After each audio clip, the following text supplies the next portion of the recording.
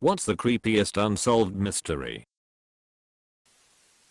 Frawkleaps was last seen leaving a bar to go home. Then at some point during her walk home, went missing. She was able to make several texts and calls to loved ones over the next few days, but was very vague and refused to give information on her whereabouts. The details of her last phone call to her sister are pretty chilling. From Wikipedia, during this conversation, she is said to have answered the question of whether she was being held captive with a faint yes, immediately followed by a loud no. Contact broke off after this phone call. Her body was found several months later in a wooded area, most likely dumped from somewhere else. No further details were found about the killer, motive for her death or disappearance.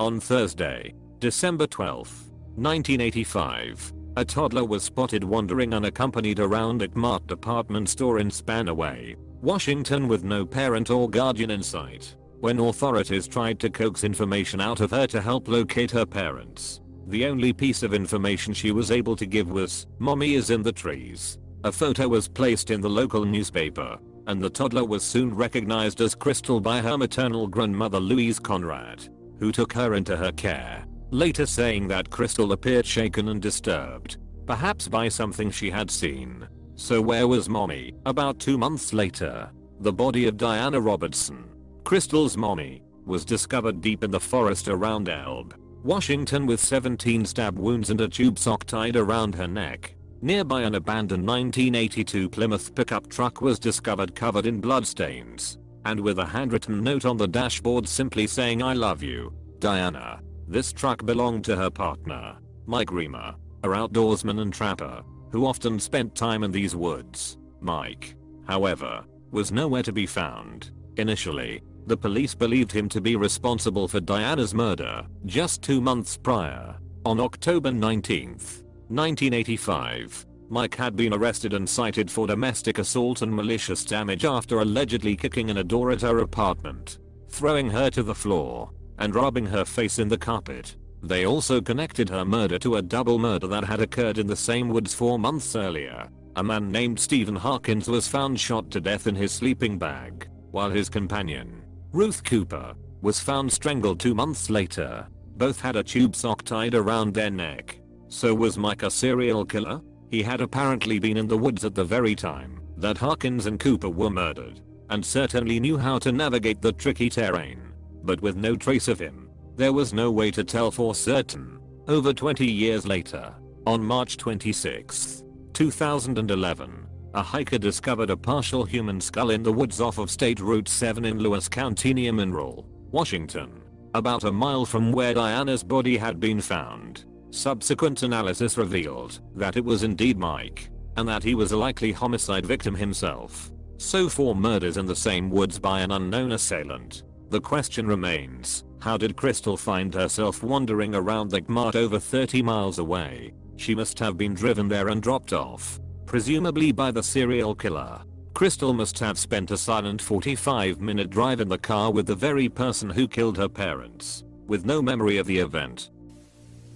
Brian Schaffer went into an OSU campus bar, never seen again. Filmed entering inside but never leaving. Tragically, his family members all met sad deaths in the decade following.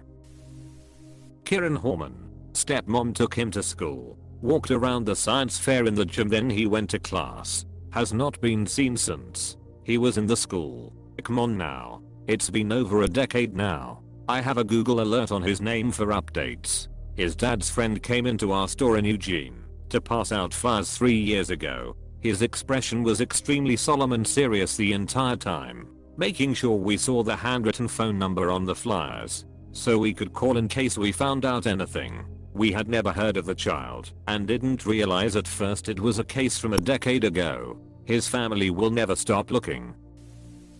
The Erickson twin sisters that ran across a motorway in England were hit several times by lorries and cars and just kept moving somehow. Even the backstory and aftermath get weirder the more you find out. The stranger it gets. What fascinates me about this one is the lead up to it. Like, one day one of them is a family woman living in Ireland and the other one is going for a nice visit to her sister. and the next day they are acting weird on a bus in England, and from there it all goes batshit nuts. What happened between A and B? Went to a good sized college party with several friends. The location for the party was out in the woods in the middle of nowhere. The road leading to the party was fairly straight with one major feature. The road was flat for the entire length, but it had a hill that was 30-ish feet tall halfway down it. A pretty good bump in the road, you might say. I was driving, and when I slowly topped the hill, I met a car heading in the opposite direction. That car slowed down to a stop. It was several of my friends temporarily leaving the party to make a beer under the store. They knew who I was by my vehicle and flagged me down to ask if I needed anything from town. And we proceeded to chat for a minute about how the party was unfolding. They left. When we both backed up to talk, we just happened to stop on top of the hill. Mind you, this was not a busy road and located, as we say, out in the sticks. As we were parked talking for a brief minute, we all noticed there was a song coming from the surrounding woods. We figured it was someone having a private party in a parked car nearby in the woods, if you get my drift. The odd thing was it was Turn the Page by Bob Seger, but it was on repeat. We all went on to meet back up and attend the party and thought nothing more of our chat on the hill. A few days later, I got a visit from several police officers about an investigation. They learned there was a party that night down the road with the hill in question. They were tracking down all attendees. That is how they found me. A hunter the day after the party found something at the base of the hill off the road. Someone driving another car that night heading in the same direction down the road I was on had wrecked their vehicle. The driver took the hill at insane speed and killed themselves in a wreck that had ran way off the road. Unsolved mystery that is still ongoing. The police said that they believed the driver they found was not the driver. There were two people in the car who wrecked. They found one set of bloody footprints that led to the top of the hill. It looked like someone moved the body behind the steering wheel and fled on foot. They found extra sets of bloody handprints in the car. The wild thing was that they found a CD with Bob Seger, Turn the Page in the CD player. Everyone that was on top of the hill that night volunteered to give fingerprints. Every so often, every few years, one of us gets a phone call to ask us to recount what we saw that night on top of that hill. What happened to Andrew Goston? He got a train to King's Cross, London by himself and hasn't been seen since. Listen to the Case File podcast on this just yesterday. Very strange, alright. Seems the police focused so much on the family that they missed crucial CCTV footage from London due to the tapes being erased. Alonzo Brooks not necessarily creepy in the traditional sense, though it has a long history and is literally close to home. The reboot of Unsolved Mysteries featured an episode about his disappearance. Because of it, after his death initially being ruled undetermined, he was exhumed and changed cause of death to murder, which was always pretty obvious. He went to a party in a small Kansas town, Larsine, with a few friends. Alonzo had some words with partygoers. His friends bailed. Alonzo doesn't come home. The next day, his shoes are found down the road. Separately, police search the area, including along a creek near the party house. Nothing. A few weeks later, the police let the family do a search after not letting them be involved earlier. His body is almost immediately found along that same creek. Of note, though, is that his body didn't show any signs of deterioration or decomposition that would be expected of having been there 4 weeks. It's presumed he was in a fight at the party, dragged down the road, and possibly inadvertently killed in a shed near the party house that was torn down shortly after. The other fucked up part is that it's suggested his body was kept in a meat locker and covered up by the cops. And when the family tried to get more involved in the search, his body was dumped along the creek, thereby explaining the lack of decomposition. The party had some 100 people there. Someone knows something and no one is saying anything. Any case of a missing child not being found is the worst thing. The Australian case of the Beaumont children is particularly horrific and creepy because their parents lost all 3 of their children and never found out what happened to them. I know all about the theories, but if nobody is found it's very difficult to get closure. The disappearance of Lars Mittank, https://n/m Wikipedia. org/wiki/disappearance _of_Lars_Mitank, German guy in Bulgaria with his friends. Allegedly got into a fight and his eardrum was injured, so he couldn't fly back with his friends. Once alone he started acting strangely, told his mother on the phone someone was trying to kill him. Was last sighted and caught on CCTV, running like hell out of Varna airport and into the woods. Never seen since. A lot of speculation around his ear injury, medication, possible concussion. Also the fact he's almost certainly dead, but there's never been a body found. As a Torontonian, I guess I will go with the murder of Berry and Honeyshman. Seems like there is pretty much no evidence or idea of what happened to them. I'd agree with this one. But after following news and listening to several podcasts about the case, it wouldn't surprise me if their son was involved. We have one in Ireland that always creeps me out. A young guy, 22 years old, vanishes one night after a work Christmas party. He's seen a few times on CCTV, heading back to his place of work to get an umbrella. It was a stormy night in Dublin, and a taxi strike had people taking a walk home. This guy worked in a bank, but not in the money part. He stopped by his office and is seen talking to an unidentified person on the CCTV. This person is hovering around, almost waiting for him to return. He also doesn't mention anything to his colleagues inside. There's also a theory about a girl from Alaska he'd met. There are lots of theories, but this case comes up every year as his family still search for answers. There's also no trace of his phone. Potentially as the streets had been cleared due to a presidential visit by the President of the USA. The CCTV images of this case give me chills. Have a read and a watch. Stories about people disappearing in the woods of North America, which happens quite a lot, actually tend to creep me out the most. I read an article quite a while ago about areas of higher occurrences of missing people and how they correspond to areas where more caves are located. I know people go missing due to foul play, but it creeps me out that someone could just disappear into a cave and never be discovered.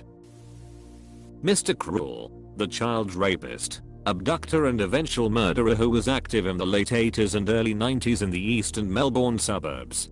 Who was he? The disappearance of Brandon Swanson shortly after midnight on May 14, 2008. Brandon Swanson drove his car into a ditch on his way home from celebrating the end of the spring semester with fellow students from Minnesota West Community and Technical College's Canby campus. Uninjured, he got out and called his parents on his cell phone. Unsure of his exact location, he told them he believed he was near Lind, and they drove out to pick him up. However, they were unable to locate him. Shortly after 2:30 a.m., 47 minutes into the call, Brandon suddenly interrupted himself on the phone and said, "Oh, shit." He was silent for the remainder of the call, until his parents hung up and made multiple attempts to call him back. Brandon has not been seen or heard from since. Edited to include wiki article, https://n/m wikipedia org/wiki/disappearance _of_Brandon_Swanson. One of my siblings went missing 15 years ago, and the only thing they ever found of her was her abandoned car at the bottom of a cliff. That's terrible. I'm so sorry.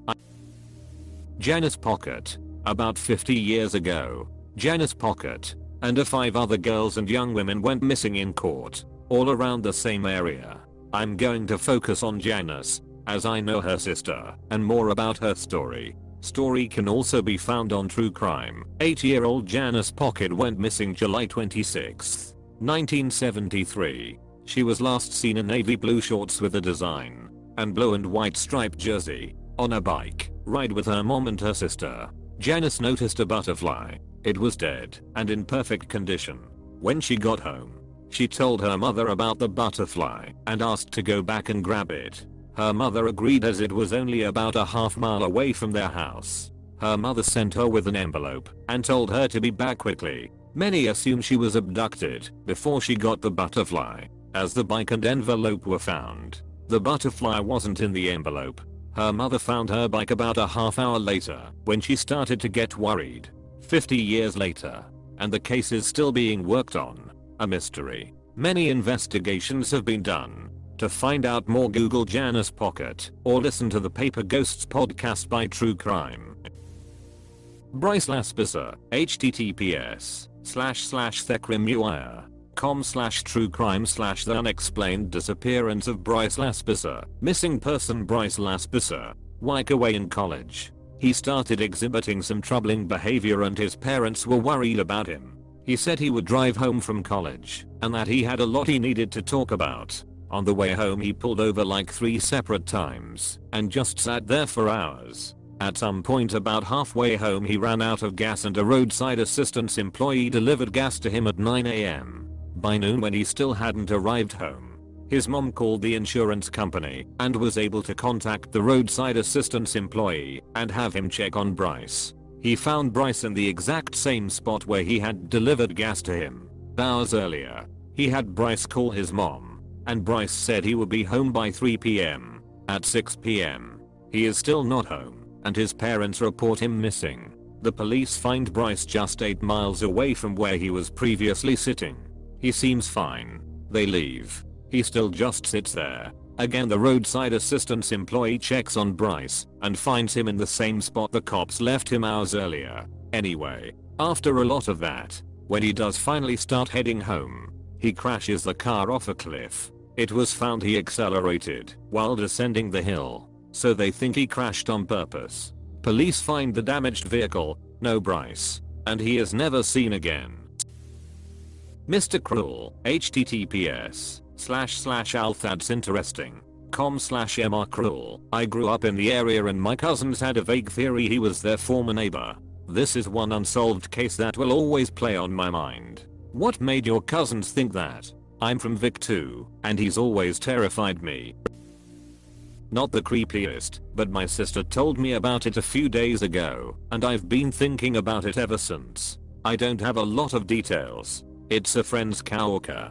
Her 2-year-old was standing next to her on the sidewalk while she unloaded the baby out of the car. She heard a scream and turned around. 2 of her toddler's fingers were off his hand and on the ground in a pool of blood. They have no idea what happened. There was no blood on the car, no dog around, nothing. Just detached fingers lying on the ground. Our best guess is that he literally just bit them off. IDK if they checked his mouth for blood or anything. But I would think they'd know by that age if he had SIPA, and he wouldn't have been screaming in pain. If he did, I keep thinking about it. Additional details. The fingers were sewn back on easily, making me think they probably weren't crushed in the car, which would cause them to be mangled. They were also found in the middle of the sidewalk with blood just there, not trailed from the car. I'll update if I find out more. Our friend isn't super close to the coworker, newish job, and so probably doesn't want to pry too much. I haven't seen this one mentioned yet. The Highway of Tears. It's a 719 kilometer, 447 miles, highway in Western Canada that has been the scene of many missing and murdered Indigenous people, mostly women and girls. Many believe it could be the active serial killer or killers in or around the area that use the road to travel. A handful of the victims have been identified, but many more are yet to be identified. Absolutely horrific and devastating. The Sky Budnick case. Shy, socially awkward 21-year-old college student buys a one-way ticket to Japan without telling anybody. She takes no phone, just $800, a laptop and a Nintendo DS. She leaves an unfinished, unsent, unclear, what could be interpreted as suicide note in her email drafts on a home computer. She was studying Japanese, but failing out of school and couldn't get into her exchange program. She was not fluent. She flew to Tokyo and then to Sapporo. So the suicide forest thing is not something that makes sense logistically. She's reported to have gotten off the plane in Sapporo and maybe checking into her hotel, but after that she vanished without a trace. This happened over a decade ago and still not one shred of evidence or leads as to what could have happened, who she could have met, what her motives were. She left her car at the airport in the United States. No keys were ever recovered. The laptop was never covered, nor the DS or the cash. Her family are left wondering forever. Her sister has a really good podcast called Surviving Sky. Hinterkaifeck. An entire family, father, mother, daughter, granddaughter and grandson, and their new maid that had arrived that day was killed on a remote farm, stacked on top of each other in the barn except for the grandson, who was left in his crib. The maid had previously heard noises from the attic and the murderer was likely already there a while before the murders. The father had also seen strange footprints leading up to the house but not away. The murderer also lived in the house for a few days after the murders and fed and milked the animals. Several people visited the farm in the days following while he was living there, but left without investigating further. Half of the village are suspects as the murderer likely knew the family. One suspect being the neighbor slash former lover slash fiancé of the daughter and possible father of the baby. He was accused of being upset over the incestuous relationship between the daughter and her father, who may be his grandson's father. Just how extensive the list of victims may or may not be for Israel Keys. What with his kill kits hidden all over the country even years in advance. I think they got him for 3 murders, but he committed suicide saying the knowledge of his kills were only for him. This drives me nuts. I don't want to give the guy too much credit by assuming his kill count was super high, but he was clearly very experienced and his MO, or lack thereof, could easily have allowed him to commit many murders undetected. At the very least, I do think he was the Boca Raton killer. The incompetence of the Anchorage police and the prison officials is infuriating. It's their fault that he was able to kill himself, and now there are likely many murders that will never be solved. I don't know about creepy, but my cousin, Ashley's, https://m, youtube.com/watch, v=mz5 and t=13s and pp=ygucqxnobgv5 and 1 bxmfug11 cmrlcibpzgfobw%3d%3d. Murder in Idaho went unsolved and swept under the rug. Also screw YouTubers using her death to get clout. Who killed Robert Wone on Peacock? 4 guys have a sleepover and one ends up dead an hour and some change after he arrives. The other 3 guys are gay lovers and no one tells on the other. They all stick to the story, and if you watch the documentary it's so creepy. Eventually they do get away with it, but the police never find out what happens and how he was really killed. From everything I've read and listened to about this case, it seems investigators definitely know it was one or more of the throuple that murdered Robert. They just couldn't get a conviction because they can't be sure which ones did it, and none of them ratted, and their story never really changed, so yeah. They moved to Florida and love normal lives apparently. They definitely did it MO. Just can't tell who exactly. I hope one of them talks one day. The missing frog boys from South Korea. I feel awful for the poor parents of those kids. Damn. They found the bodies in an area they had previously searched multiple times.